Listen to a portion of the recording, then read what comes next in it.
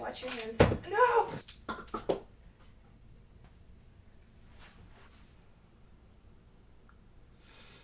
Abortion?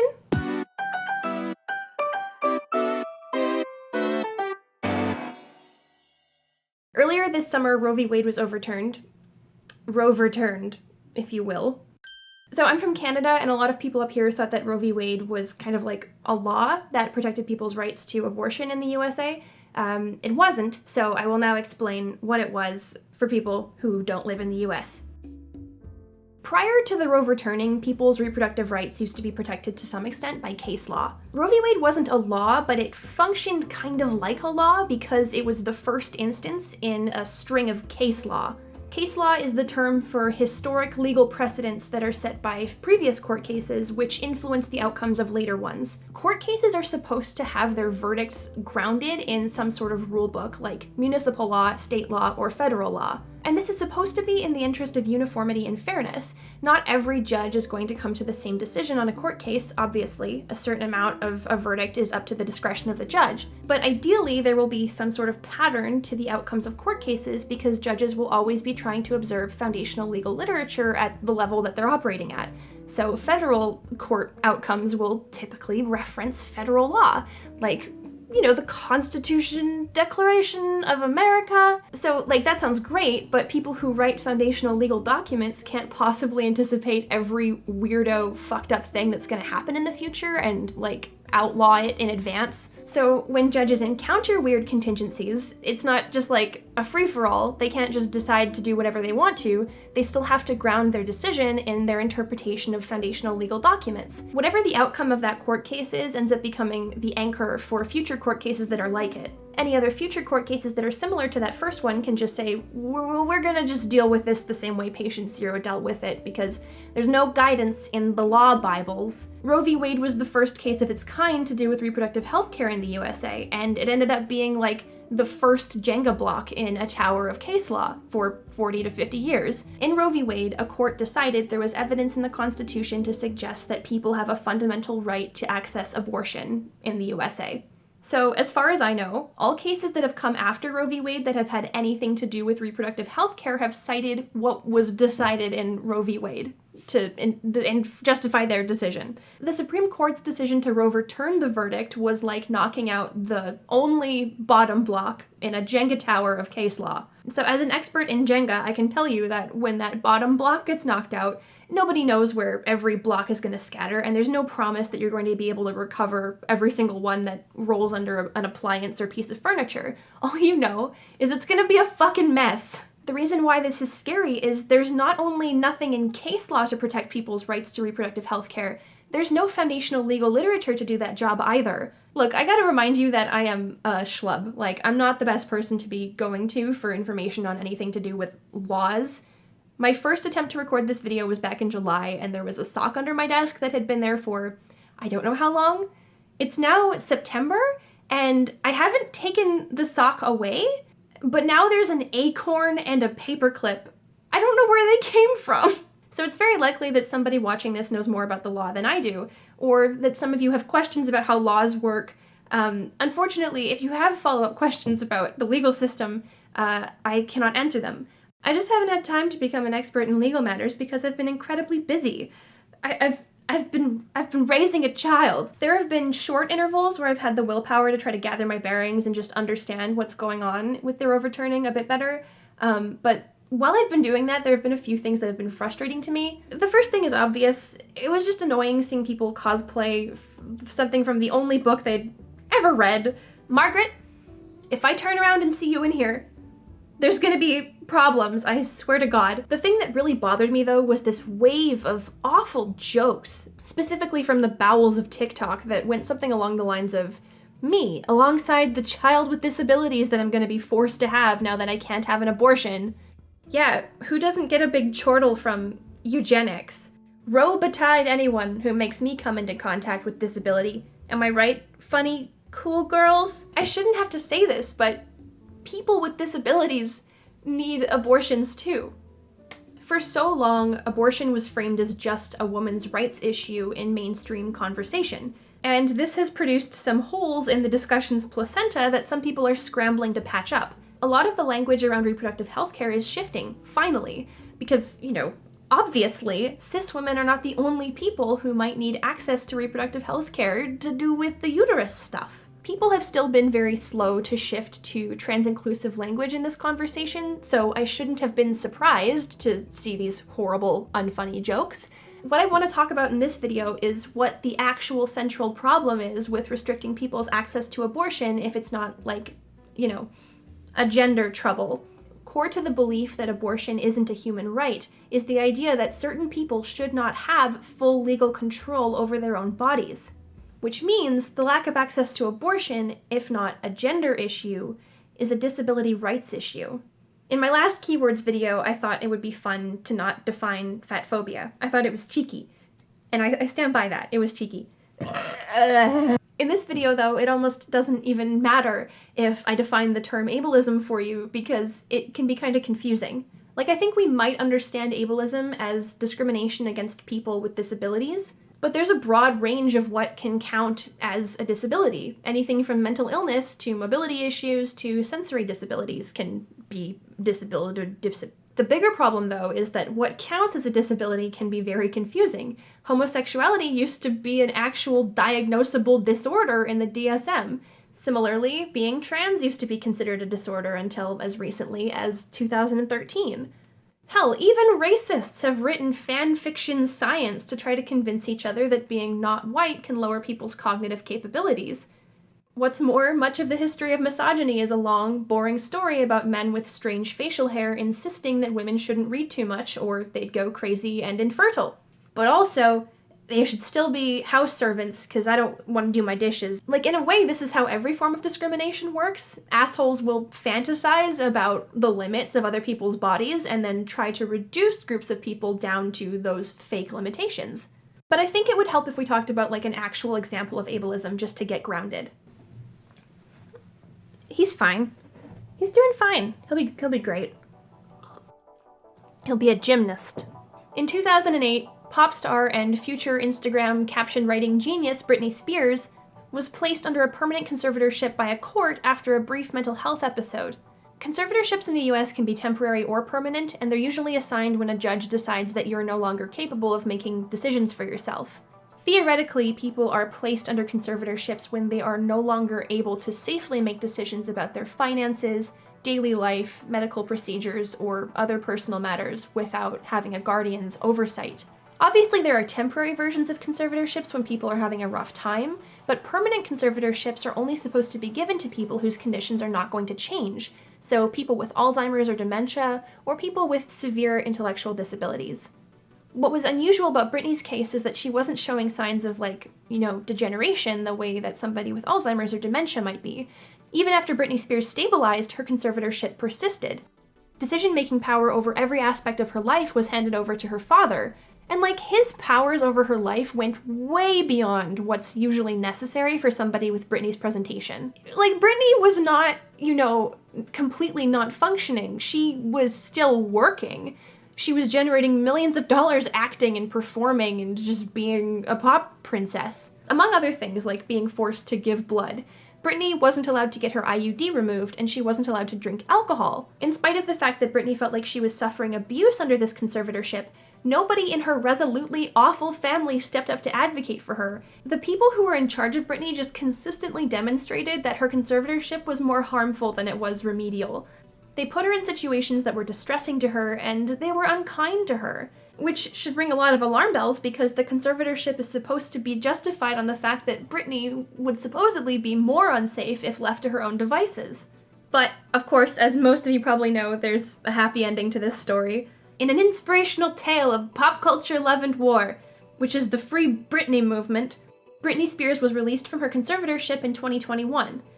Now, I'm not as savvy at algebra as I used to be, but if my calculations are correct, I'm pretty sure that is a 13-year-long conservatorship. A 13-year-long conservatorship that was ultimately deemed to be unnecessary.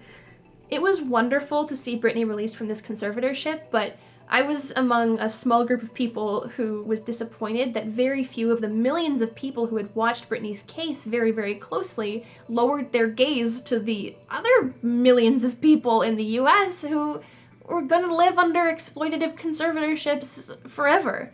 What scares me about conservatorships is not just that they're lawful, but that they're aligned with the values of the United States. The United States Declaration of America does not list bodily autonomy as a fundamental right that's owed to United States citizens. There are several amendments that protect people's rights to vote, regardless of certain physical characteristics like age, sex, or race, but there's nothing in there protecting your right to bodily autonomy, never mind your right to vote regardless of your ability. Which, incidentally, Britney Spears was not allowed to do without her father's approval. What a weird coincidence that is. Where's my lip gloss? It smells like vanilla. The reason why I think conservatorships are bad is because they show that courts are allowed to strip you of your bodily autonomy. They make it so that you're not owed the same fundamental rights and freedoms as other people. Chip, are you saying that literally anyone should be allowed to do whatever they want to? Because I don't think people with dementia should be allowed to drive cars. Isn't this, less of a disability rights issue and more of a common sense issue? Oh my god. Obviously, any condition that's going to permanently disorient someone to the point where they can no longer discern safety from danger should be taken into consideration. But that doesn't mean that conservatorships in their present form are adequate. They don't come with a fail-safe, even if you're rich and famous like Britney Spears. Think about it. If a legal system considers you incapable of making your own decisions because of some quality about your brain, like a disability or mental illness, they're just not likely to hear you out if you disagree because you are not trustworthy as a person with opinions. They've decided that you're not, and that you gotta have a guardian. If you want to hear about actual alternatives to conservatorships, Jessica Kellgren-Fotzard talks about alternatives in her video on Britney Spears. As someone with her own disabilities, Jessica says that alternatives like supported decision-making preserve people's autonomy and rights without leaving them entirely at the mercy of either their guardians or predatory overseers. For many Americans, this decision is about far more than correcting a flawed legal analysis in Roe. It means protecting the rights of the unborn. So what does this have to do with Roe v. Wade? The right in the US is very effective at weaponizing the Constitution against progressive politics. Consider this horror story of a human arguing that denying people their reproductive health care is totally constitutional. A couple of problems. As a constitutional matter, Congress does not have the authority in its constitutional powers to impose a national abortion regime upon the states. You can't find that in the Commerce Clause. You can't find that anywhere in Congress's powers. So this might be an unpopular opinion, but I do think that freeze-dried mannequin is correct. The US's constitution is kind of oily, and that's because it had to be. When the Constitution was written, the US's economy depended on the enslavement of black folks. The hypocrisy would have just been too obvious if the founding fathers had promised something like bodily autonomy in the country's touchstone text, because the country's economy depended on the subjugation of black bodies. So while the vague language in the Constitution is obviously intentional, it was never supposed to be exhaustive, it can be sinister at times.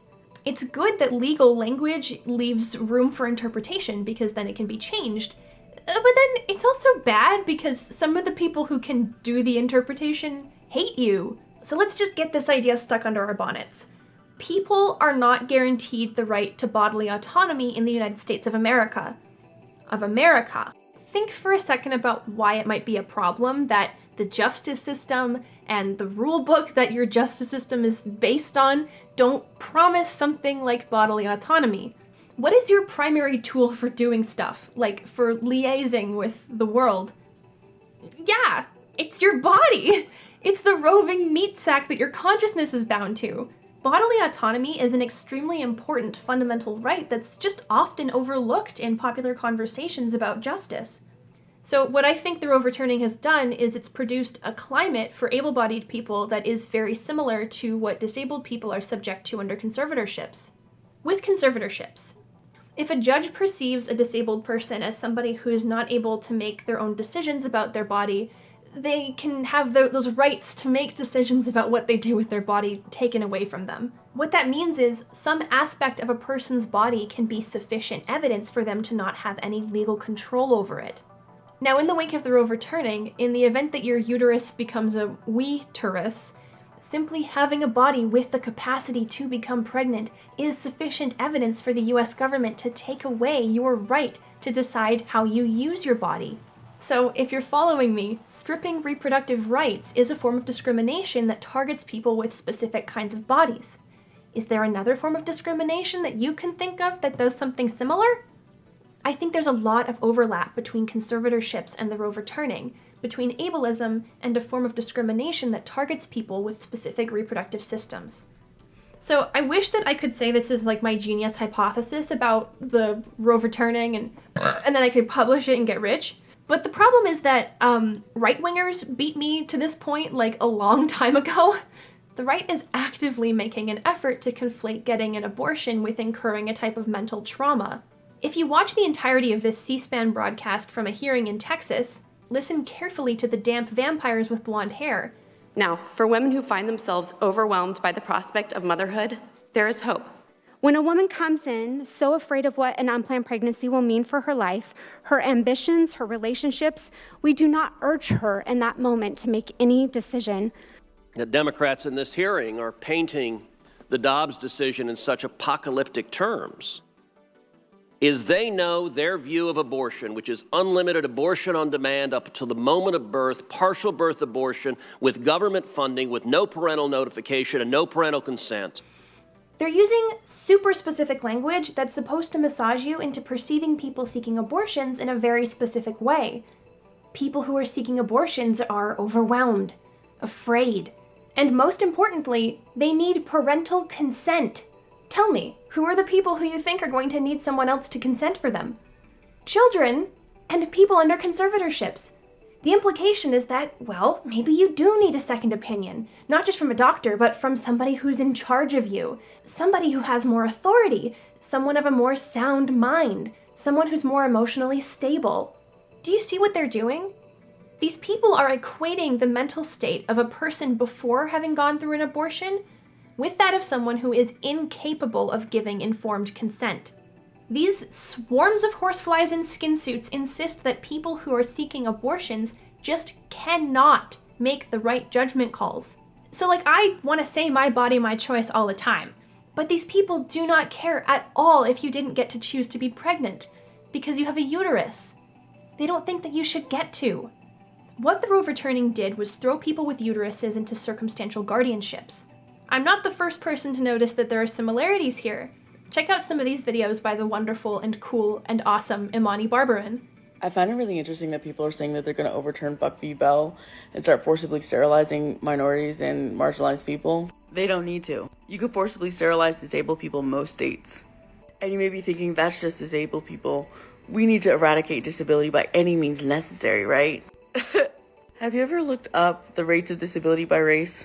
Not to mention that COVID-19 was a mass disabling event. And then a lot of you seem to forget that disability is not just a physical or mental diagnosis. It is also a cultural conversation. Queerness was seen as a disability. Female pleasure was seen as a disability. And not wanting to have children, often seen as a mental disability. In fact, even under the ADA, you are not required to have a diagnosis to have a disability. Anyone at any time can declare you as disabled. And because of the systems we already have in place, you can be stripped of every ounce of your autonomy. Your money, your right to vote, where you live, and either whether or not you want to have children at all.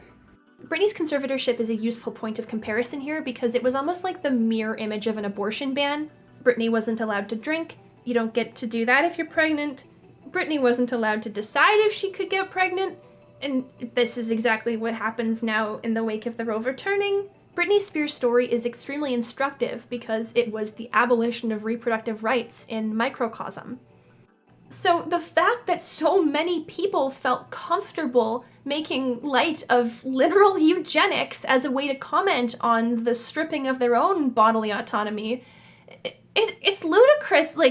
It's awful. It's horrible. People are right to be angry and worried, but what frightens me is the lack of attention to the presence of people with disabilities in the demographic of people who are affected by the overturning, as well as to a lack of attention to people with disabilities needs generally. I really do think that the way that disabled people are treated in a society is an indicator of where that society's most urgent problems are.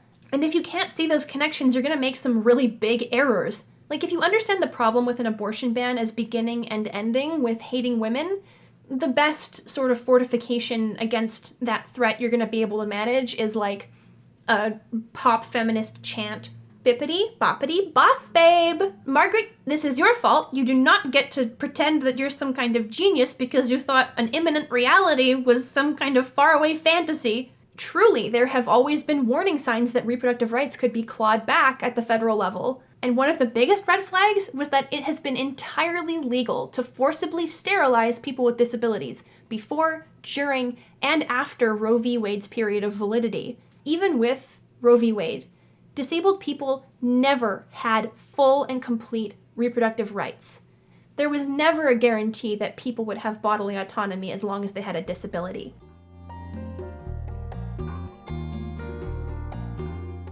News broke a while ago that there was this North Carolina bill that proposed, like, using lethal force to stop people from getting abortions. It doesn't make any sense, and it wasn't supposed to. It was a performance. It was an attempt to energize Republican voters. It was too silly to ever pass. But I did find one Newsweek article commenting on the bill, and it cited this person named Christian Christensen, a journalism professor at Stockholm University. Christensen was quoted as saying, "So many people who warned about the Christian right in the US were dismissed as Marxist alarmists. Well, here's a North Carolina bill that would make it legal to murder a woman trying to get an abortion. These people are violent, misogynist, fundamentalist lunatics." Christensen's not alone here. On my timeline, when the news of the Roe returning broke, many people's intuitive responses to conservative policies were also to just call conservatives stupid or crazy. This has kind of always been the case, but it stood out to me more in the past few months as more and more people have started using this language to talk about conservatives or right-wing politics generally. We use words like this, lunatic, crazy, stupid, dumb, psycho, to substitute for more specific language when we really want to pack our speech with venom. And also, when we don't want to think too hard about what we mean. Words like this are mean shorthands for more elegant insults like incurious, uncritical, contradictory, dangerously extreme, lacking self-awareness, or just inferior. Take your pick. For instance, when I say wearing a red robe and standing solemnly at a protest against forced birth is something only a lunatic would do, I'm using the word lunatic as a shorthand for embarrassing and unimaginative. Okay, honestly, I hate the Handmaid's Tale girlies because I see myself in them, so I'll be nice now. The bonnets are tactical, you see, because they will block pepper spray. Of course it isn't that people mean or consciously think disability when they say something like stupid or dumb. Even so, I don't think that these words should come up in serious conversations, anywhere, even on the internet. The word lunatics is ableist because it implies that there is something fundamentally wrong with a person's brain. It doesn't just imply that they're wrong or that their ideas are bad. It implies that they're fundamentally incapable of being right. Because of that, this is not an insult that is directed at the beliefs a person holds. Instead, this particular insult transfers the criticism from the person's beliefs to their body. And that's just not fair to most people with intellectual disabilities or mental illness because, they're not the ones writing forced birth legislation into law. Okay, but here's the other thing. Saying that Christian fundamentalists are lunatics, we all know that's not the problem. People with uteruses didn't, lose their reproductive rights because of lunatics. I think that's actually giving lawmakers a bit too much credit. Lunacy is unpredictable. It's chaotic.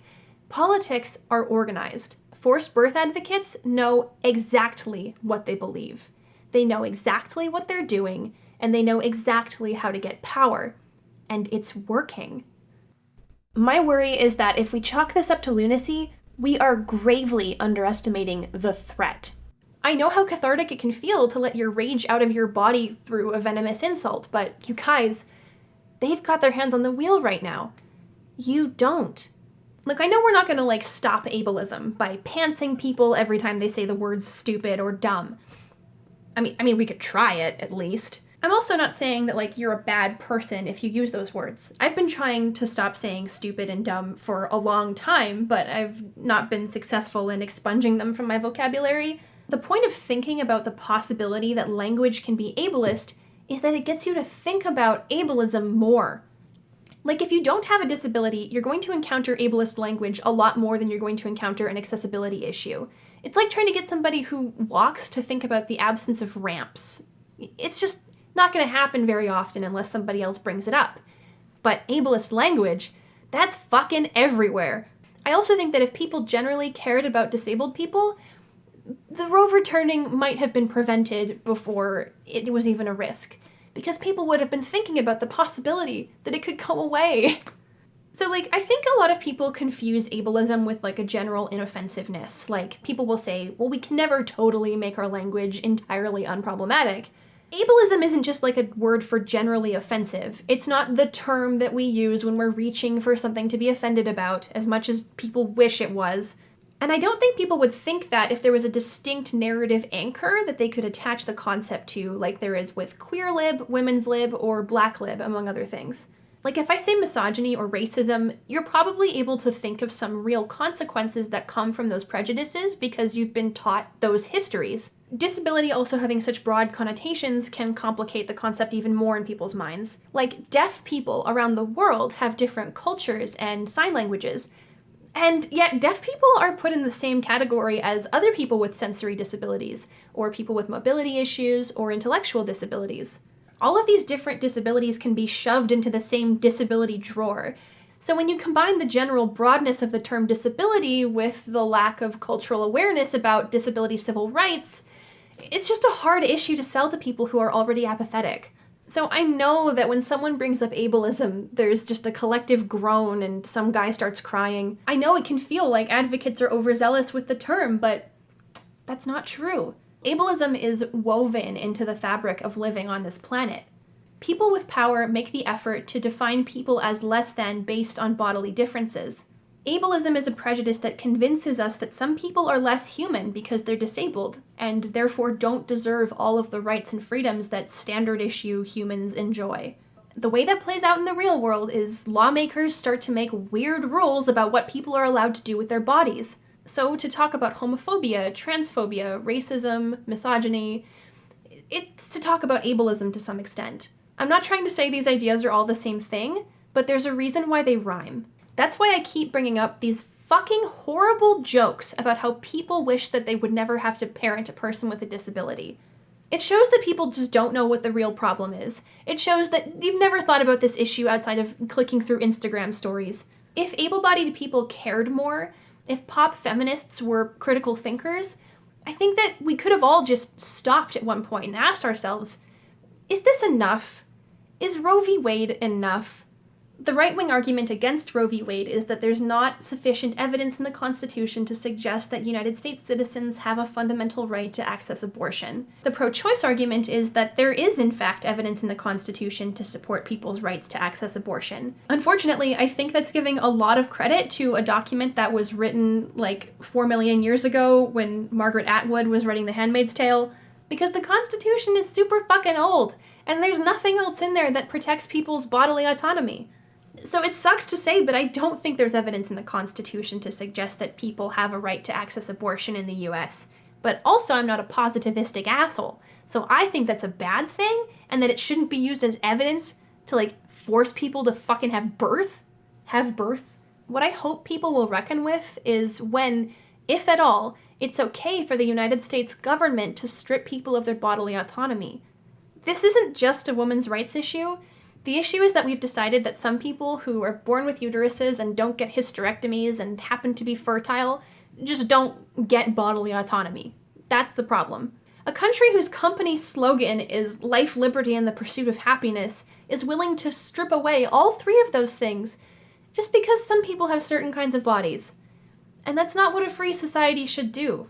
I think part of the process is taking the step of acknowledging that words like stupid or lunatics or crazy, that these go against our goals for a better future.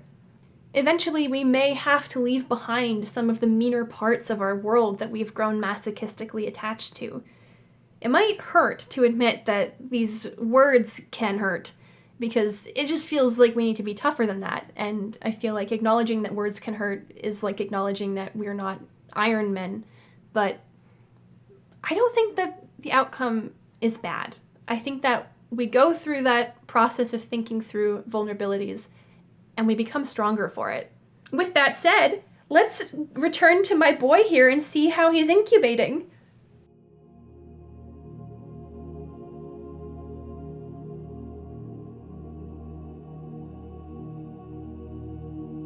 I, the unborn, express gratitude to my mother's patron for funding my resurrection. Special thanks to Josie the Riveté, Cooper Jones, Sheldon W, Thomas, Eric, Joseph Abrams, Kael, Shreya G, Patili, Femi, FK Sox, Benil Tunen, and Damian Mason for their money and cloud. Goodbye, nothing is sacred in the toilet.